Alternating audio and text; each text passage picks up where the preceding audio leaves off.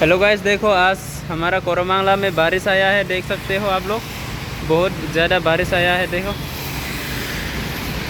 Full बारिश आया है भाई। इतना स्पीड से गाड़ी वाला जा रहा है, एक्सीडेंट नहीं होगा तो और क्या होगा। आराम से बारिश आया तो आराम से जा नहीं सकता क्या ये लोग। बारिश आएगा तो आराम से जाना ना, इतना स्पीड से गाड़ी लेके जा रहा है। देखो एक्सीडेंट नहीं होगा तो और क्या होगा गाइस, बताइए आप लोग भी। वो लोग तो खुद उन लोग का जिम्मेदार होगा ना। अभी देखो इतना स्पीड से जा रहा है, बारिश आ रहा है तो हाँ ठीक है। देखो इतना स्पीड से जा रहा है भाई। स्कूटी वाला और भी डेंजरस है, बाइक वाला स्कूटी वाला और भी डेंजर।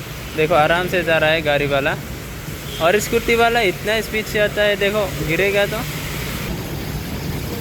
भाई। बारिश फुल आ रहा है गाइस। आज तो मज़ा ही आ गया, ठंडा ठंडा। नाइट में इतना गर्म नहीं होगा अभी।